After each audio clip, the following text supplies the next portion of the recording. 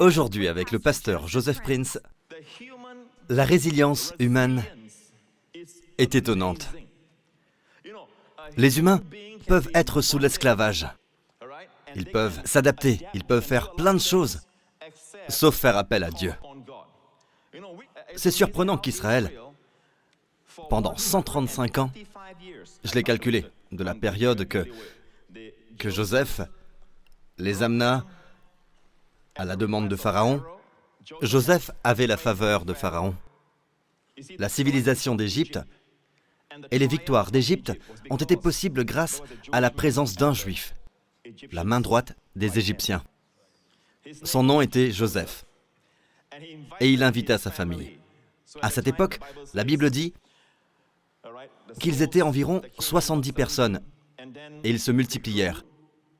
Les 12 patriarches, 12 fils, ils croissaient et se multiplièrent, et la Bible dit qu'ils se multiplièrent plus que les Égyptiens. La faveur sur le peuple de Dieu. Puis la Bible dit qu'il s'éleva un nouveau roi qui n'avait point connu Joseph. Et il se disait que ce peuple devenait de plus en plus nombreux. Je dois les arrêter. Il les réduisit à l'esclavage. Mais dans la première année, ils ne firent pas appel à leur Dieu, avec qui ils ont fait alliance. La deuxième année, c'est la même chose. L'oppression et la rigueur des travaux pénibles retardaient leur travail. 5 ans après, 10 ans après, 100 ans après, ils ne firent toujours pas appel à Dieu. C'est surprenant comme la force humaine est grande dans la souffrance. Il y a quelque chose concernant Dieu. Dieu veut que vous disiez « je ne peux pas » avant que Dieu ne dise « je peux pour toi ». Mais ils arrivèrent à un point, 135 ans, année après année. Et finalement, dans Exode 2, la Bible dit que longtemps après, le roi d'Égypte mourut. Et les enfants d'Israël gémissaient, encore sous la servitude, et poussaient des cris. Ces cris que leur arrachait la servitude montèrent jusqu'à Dieu. Dieu entendit leurs gémissements. Qu'est-ce que Dieu entendit? Leurs gémissements. Les gémissements des gens ne semblent pas bien beaux. Les gémissements ne semblent pas être une bonne prière. Les gémissements ne semblent pas être une belle prière. Des gémissements, c'était des gémissements, oh! Des gémissements de douleur. Dieu entendit leurs gémissements. Et écoutez ceci, Dieu se souvint. Quoi? Vous savez, je prêche là-dessus. Une partie de cette vérité que Dieu m'a révélée il y a longtemps. Et ce n'est pas quelque chose que j'ai obtenu des livres ou ailleurs. Lorsque Dieu me l'a montré pour la première fois, il me donna ce titre, « Un simple gémissement atteindra le trône ». Et j'ai prêché ce message en 2004. Vous vous en souvenez encore? Et c'est formidable que, en passant, ce n'est pas les langues. Il ne parlait pas en langue. Et je remercie Dieu pour le parler en langue. Mais je vous dis que lorsque vous allez bien en profondeur, Dieu utilise une prière si puissante que Dieu dit qu'elle prend en compte le besoin de l'homme pour sa bonté, son amour, et qu'elle ne fait aucun cas de l'éloquence de l'homme et de sa bonne phraséologie. D'accord? Elle prend simplement en compte sa réaction instinctive à la douleur, au stress. Ah, des gémissements ici. Cela peut être un grognement ou un soupir. Dieu se souvint de son alliance. Avant cela, il semble que Dieu avait une alliance avec eux, mais elle s'activa que lorsqu'ils gémirent. Maintenant, veuillez ne pas dire qu'ils prièrent. Plus d'une fois, la Bible dit que c'était des gémissements. Si la prière était le sujet principal, la prière aurait été mentionnée plus d'une fois. Ce sont des gémissements, peuple de Dieu. Des fois, vous regardez votre fils rebelle et vous ne savez pas quoi faire d'autre. Vous avez prié et prié et prié. Des fois, lorsque vous pensez à lui, vous faites « Ah !» Même lorsque vous conduisez. « Seigneur Jésus, oh !» Le soupir est plus puissant que vos belles prières. Je vous le dis, peuple de Dieu, il y a quelque chose ici qui nous échappe. Il y a quelque chose qu'on n'enseigne pas. Pourquoi? Parce que si vous ne comprenez pas la grâce, vous voyez, les gens veulent être forts. Dieu veut que vous soyez faibles. Pour que sa force puisse se manifester à travers vos faiblesses. Ma puissance s'accomplit dans la faiblesse. Revenons à Exode 2. Dieu entendit leurs gémissements et se souvint de son alliance avec Abraham, Isaac et Jacob. Il semble que les gémissements activent l'alliance. Un simple gémissement atteindra le trône. Et des fois, nous pensons qu'il nous faut nous éloigner, qu'il nous faut trouver un endroit, y aller et prier, qu'il faut... Non, vous ressentez de la douleur et vous ressentez que votre cœur est lourd. Gémissez, oh Seigneur, faites-le sortir, gémissez, gémissez. Non, pas maintenant, mais gémissez. Cela vous libérera du stress, cela vous libérera de la dépression. Mais même là, ce n'est pas le plus important. Le plus important, c'est, si vous lisez attentivement, il semble que Dieu se souvint de son alliance lorsque son peuple gémit. Je suis sûr que vous n'avez jamais entendu cela. Ne laissez pas les choses nouvelles vous amener à ériger des barrières et à vous cantonner à ce qui vous est familier. Peut-être qu'il y a une absence de résultats dans certains aspects de votre vie. Cela dû au fait que vous n'ayez pas eu accès à cette nouvelle vérité. Cette nouvelle vérité doit être étudiée encore et encore dans plus d'une version de l'Écriture. Allons maintenant à Exode 6. Dieu parle à Moïse et Dieu dit « J'ai entendu les gémissements des enfants d'Israël. » Revenons à Exode 2. J'ai oublié de vous montrer quelque chose dans Exode 2. Dieu entendit leurs gémissements et Dieu se souvint du verset 25. Dieu regarda les enfants d'Israël et il en eut compassion. La version King James dit « Dieu eut de la considération envers eux ». Donc, en d'autres mots, ils gémirent et Dieu se souvint de son alliance avec Abraham, Isaac et Jacob. Et Dieu les regarda et il en eut compassion. Dieu eut de la considération envers eux. Ne pensez pas que Dieu méprise vos gémissements. Je sais que des chrétiens disent des choses comme « Oh, c'est un chrétien, tout ce qu'ils font, c'est se lamenter et gémir ». Je pense que ce qu'ils veulent dire, c'est que les chrétiens aiment se plaindre. Mais n'utilisez pas les mots lamentation ni gémissement. C'est une puissante prière lorsque cela vient du cœur vers Dieu. D'accord? Murmurer, se plaindre ne vous aidera pas. Revenons à Exode 6. Dieu parle à Moïse. « J'ai entendu les gémissements des enfants d'Israël, que les Égyptiens tiennent dans la servitude, et je me suis souvenu de mon alliance. C'est pourquoi, dis aux enfants d'Israël, je suis l'Éternel. 7 choses arriveront. 7 choses que Dieu fera. La première, je vous affranchirai des travaux dont vous chargent les Égyptiens. La deuxième, je vous délivrerai de leur servitude. La troisième, et je vous sauverai à bras étendus et par de grands jugements. La quatrième, je vous prendrai pour mon peuple. Je serai votre Dieu. La cinquième, et vous saurez que c'est moi, l'Éternel, votre Dieu, qui vous affranchit des travaux dont vous chargent les Égyptiens. La sixième, je vous ferai entrer dans le pays que j'ai juré de donner à Abraham, à Isaac et à Jacob. La septième, je vous le donnerai en possession. Tout cela à cause d'un gémissement.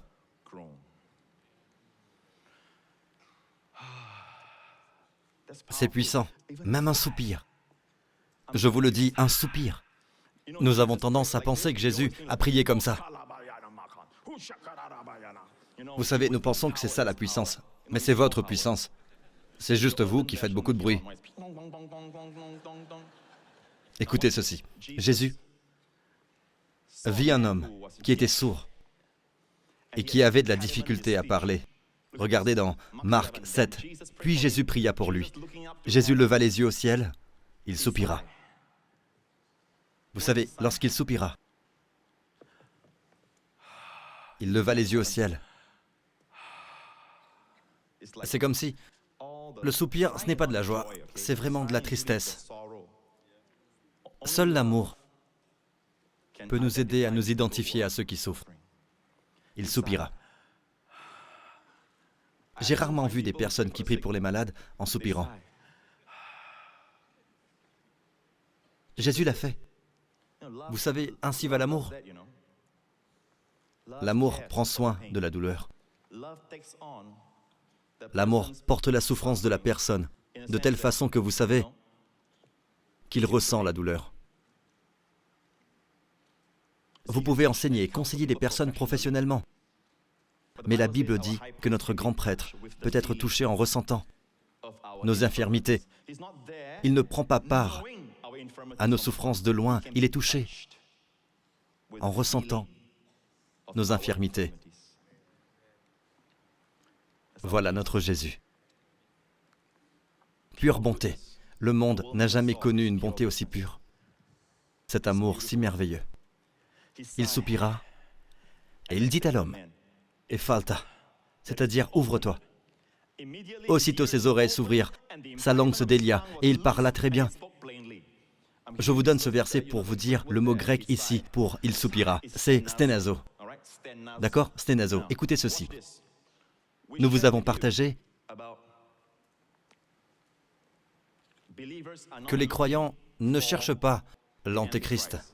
Nous regardons à Jésus par rapport à l'enlèvement ou l'arrachement. Harpazo. Vous dites, Pasteur Prince, le mot enlèvement n'est pas dans la Bible, ni le mot Trinité. Mais la vérité est que le Dieu trinitaire l'est tout comme la vérité de l'enlèvement. À la seconde venue, ses pieds toucheront le sol sur le mont des Oliviers, et toute la terre le verra, comme la Bible nous le dit. Probablement à la télévision aussi. Maintenant, lorsqu'il s'agit de l'enlèvement, la Bible dit que cela arrivera en un clin d'œil. 1 Corinthiens 15. 1 Corinthiens 15. Voici, je vous dis un mystère, nous ne mourrons pas tous, Dieu merci, mais nous serons tous changés. Ceux qui sont vivants et ceux qui sont morts avant, tous seront changés. Tous les croyants seront changés en un instant, en un clin d'œil, à la dernière trompette. La trompette sonnera, et les morts ressusciteront incorruptibles. Et nous serons changés, car il faut que ce corps corruptible revête l'incorruptibilité, et que ce corps mortel revête l'immortalité. Prochain verset. Lorsque ce corps corruptible aura revêtu l'incorruptibilité et que ce corps mortel aura revêtu l'immortalité, alors s'accomplira la parole qui est écrite. La mort a été engloutie dans la victoire. Ô mort, où est la victoire? Ô mort, où est ton aiguillon? L'aiguillon de la mort, c'est le péché, et la puissance du péché, c'est la loi. Poursuivez. Mais grâce soit rendue à Dieu, qui nous donne la victoire par notre Seigneur Jésus-Christ. Ainsi, mes frères bien-aimés, soyez fermes, inébranlables, travaillant de mieux en mieux à l'œuvre du Seigneur, sachant que votre travail ne sera pas vain dans le Seigneur. Et c'est le dernier verset du chapitre 15. Et c'est formidable que la vérité, de savoir ou d'apprendre au sujet de l'enlèvement, ne vous rend pas paresseux. Donc, c'est là, à cause de la vérité de notre nouveau corps. Sachant ce qui arrivera, nous ne sommes plus impatients de voir la mort. Nous n'attendons pas avec impatience l'apparition de l'Antéchrist. Nous n'attendons pas avec impatience la conquête de plus de nations par la Russie. Nous attendons avec intérêt l'enlèvement, qui est la rédemption de notre corps. La seule chose qui demeure de ce côté du ciel, la bénédiction que vous et moi n'avons pas, c'est la rédemption de notre corps, où le Fils de Dieu transformera notre corps méprisable, nos corps d'humiliation, en son corps glorieux. Sachant cela, certains pensent qu'étudier les prophéties nous rend paresseux. Non. Donc, à cause des prophéties, à cause de la connaissance au sujet de l'enlèvement, vous serez immuables, inébranlables. Vous ne manquerez de rien. Êtes-vous avec moi? Vous me suivez? Nous poursuivons maintenant avec 2 Corinthiens 5, car nous savons que Paul parle de notre domicile terrestre. Qu'est-ce que notre domicile terrestre? Écoutez, peuple de Dieu, savez-vous que votre corps est votre domicile terrestre? La Bible l'appelle une tente, car nous savons que si cette tente que nous habitons sur la terre est détruite, si notre corps est détruit, remarquez, il parle du corps, comme n'étant pas lui, car vous êtes dans un corps. Nous avons dans le ciel un édifice qui est l'ouvrage de Dieu, une demeure éternelle, qui n'a pas été faite de main d'homme. Alléluia! Nous avons une demeure, nous avons un corps dans le ciel.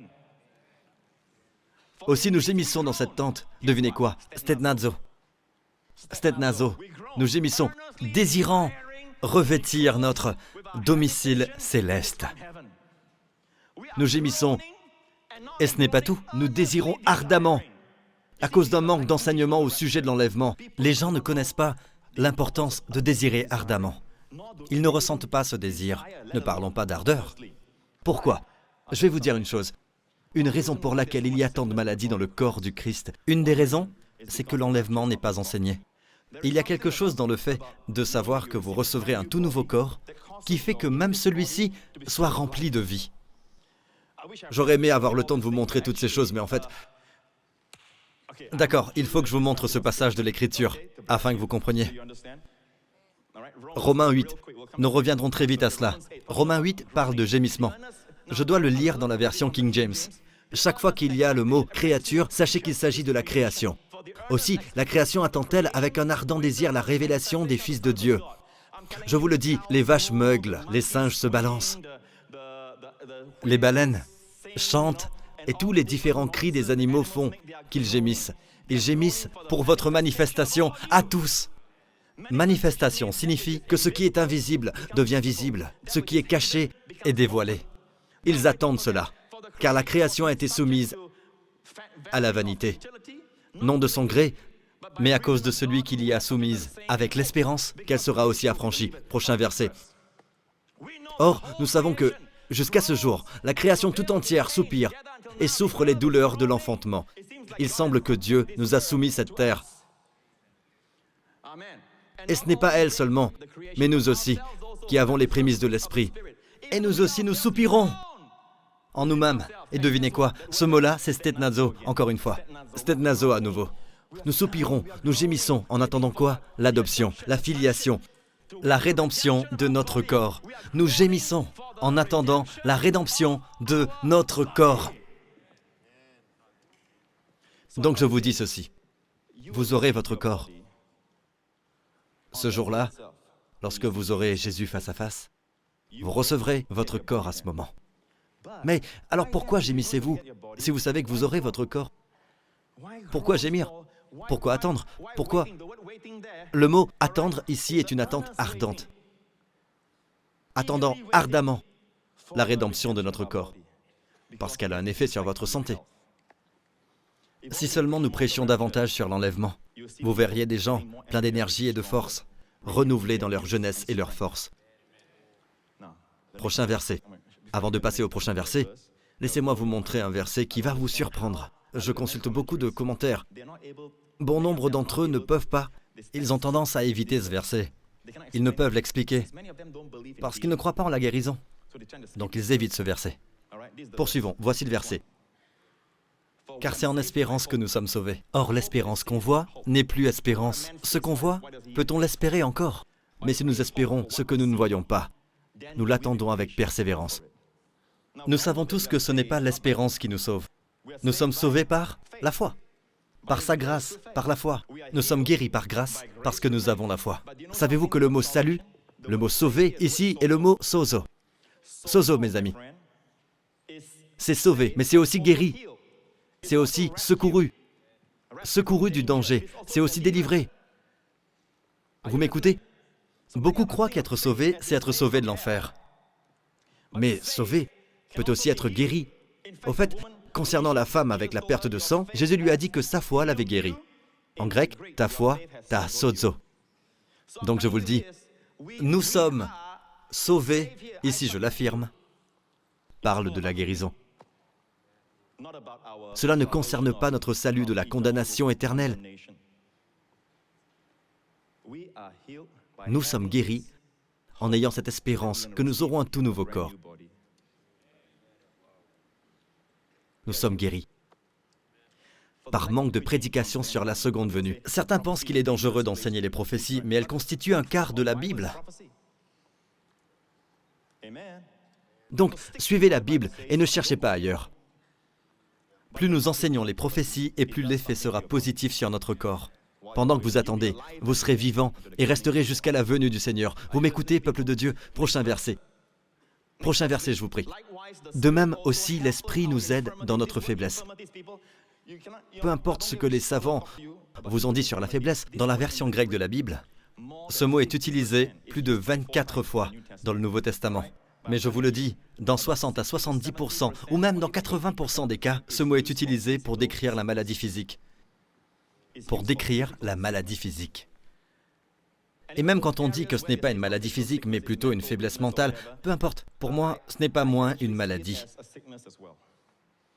Quand il est dit que Jésus lui-même a porté nos infirmités, nos maladies, c'est ce mot qui est utilisé en grec.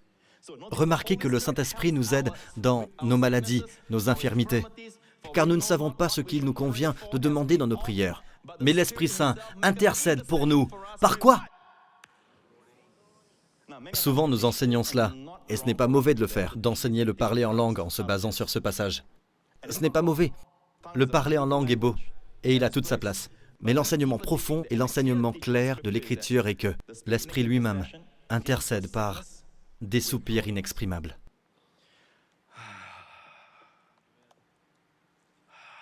Lorsque vous pensez à vos symptômes physiques, vous faites... Et le mot soupir ici est le nom duquel est formé le verbe stenazo, stegnagmos. C'est toujours les gémissements de stenazo. Nous devons apprendre à gémir Comprenez-vous, peuple de Dieu, ce que j'essaie de dire? J'essaie de dire que c'est déjà une prière. Mais vous voulez aller dans votre chambre, vous voulez entrer dans votre moment spécial, vous voulez entrer dans votre prière éloquente. Vous voulez tout faire, sauf gémir, parce que gémir signifie « je suis désespéré ». Il n'y a qu'une personne qui peut m'aider. Gémissez, Dieu se souvient de son alliance, c'est une alliance nouvelle. D'accord? Terminons ce passage de 2 Corinthiens 5. Donc, peuple de Dieu, aussi nous gémissons dans cette tente, désirant revêtir notre domicile céleste. Que nous dit Paul? Paul dit, « Hé les gars, je désire tant que ce corps d'humiliation soit revêtu de mon corps céleste. Un corps qui sera toujours en bonne santé et fort, qui ne vieillira pas, ne mourra jamais, tel le corps de Jésus lorsqu'il ressuscita des morts. Ou comme je désire avoir ce corps, désirez-vous ce corps? Entre-temps, comme cela a été dit, cela a un effet sur votre santé. Maintenant écoutez ceci. Si du moins nous sommes trouvés vêtus et non pas nus. En d'autres mots, ceux qui sont morts en Christ, nos bien-aimés, qui sont morts en Christ, ils ne sont pas tout de suite avec le Seigneur Jésus. Mais dans un sens, ils sont seulement esprit et âme, ils ne sont pas vêtus. Ils sont nus dans le sens qu'ils ne sont pas encore vêtus du corps glorieux. Nous serons tous vêtus au même moment, lorsqu'à l'enlèvement Jésus vient. Prochain verset. Car tandis que nous sommes dans cette tente, dans ce corps naturel, nous gémissons, encore une fois, stenazo, accablés, parce que nous voulons non pas nous dépouiller, parce que nous voulons non pas nous dépouiller, parce que nous voulons non pas mourir, parce que nous voulons non pas nous séparer de ce corps. La chose est que les Écritures nous enseignent de ne pas attendre la mort. Dieu dit que ce n'est pas biblique. Et même Paul dit, parce que nous voulons non pas nous dépouiller, donc mettons de côté nos corps physiques, mais nous revêtir. Nous voulons nous revêtir d'un corps glorieux, afin que ce qui est mortel soit englouti par la vie. Et Dieu qui nous a formés pour cela, celui qui nous a formés pour cela, c'est Dieu qui nous a donné les arts de l'esprit. Et le mot « art », c'est l'acompte. L'acompte indique que je reviendrai pour prendre possession. Donc, lorsque vous revenez pour prendre possession, vous aurez un tout nouveau corps, un corps éternel. Êtes-vous avec moi? Une dernière. Il faut que je termine avec Jésus, encore une fois. Son meilleur ami vient juste de mourir. Je devrais plutôt dire un de ses amis, Lazare. Le messager vint à Jésus et lui dit que celui qu'il aime est malade. C'est très brillant. Il n'a pas dit celui qui t'aime, mais celui que tu aimes est malade. Jésus attendit encore 2 jours et puis Jésus se mit finalement en route. Remarquez ce que la Bible dit dans Jean 11. Jésus, la voyant pleurer, Marie pleurait, elle et les Juifs qui étaient venus avec elle. Il frémit en son esprit et fut tout ému. Ceci est un autre mot grec, embrimaomai, qui est un autre mot pour gémissement, mais c'est un gémissement tout de même, c'est un gémissement fort. Il frémit dans son esprit. Il a fait l'homme pour qu'il vive pour toujours. Il n'a pas fait l'homme pour qu'il meure. Mais l'homme prêcha contre Dieu, parce que Dieu lui a donné le libre choix. Et le libre choix est ainsi. Vous ne pouvez manipuler le libre choix de l'homme.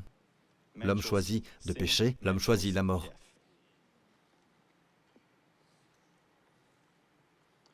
Il se rappela. Et la Bible dit qu'il frémit et fut tout ému. Et il dit, « Où l'avez-vous mis, Seigneur ?» lui répondit-il. « Viens et vois. » Jésus pleura. Sur quoi les Juifs dirent, « Voyez comme il l'aimait. » Et quelques-uns d'entre eux dirent, « Lui qui a ouvert les yeux de l'aveugle, ne pouvait-il pas faire aussi que cet homme ne mourût point ?» Jésus, frémissant de nouveau en lui-même, se rendit au sépulcre. C'était une grotte, et une pierre était placée devant. Jésus dit, « ôtez la pierre. » Marthe, la sœur du mort, lui dit, « Seigneur, il sent déjà, car il y a 4 jours qu'il est là. » Jésus lui dit, « Ne t'ai-je pas dit que, si tu crois, tu verras la gloire de Dieu ?» Ils ôtèrent donc la pierre de l'endroit où le mort était mis. Et Jésus leva les yeux en haut et dit, « Père, je te rends grâce de ce que tu m'as exaucé. » Maintenant, certains pensent qu'il a prié plus tôt, ou peu importe. Je vous le dis, écoutez-moi. D'habitude, lorsque ces choses arrivent, c'est toujours dans le contexte, ou même dans le chapitre, que vous le trouverez. Qu'a-t-il prié? Revenons en arrière. Il frémit en son esprit. Avancez. Avancez. Il frémit en son esprit. 2 endroits montrant qu'il frémit. C'était sa prière. Des fois, tout ce que vous avez, c'est un soupir. Relâchez-le. Ne soyez pas si fort. Je peux le gérer. Je peux le gérer. Je peux le faire. Pleurez, gémissez, soupirez si vous ressentez le besoin. Relâchez tout. Car Dieu, notre Père, est un Dieu plein de compassion, de miséricorde et de tendresse.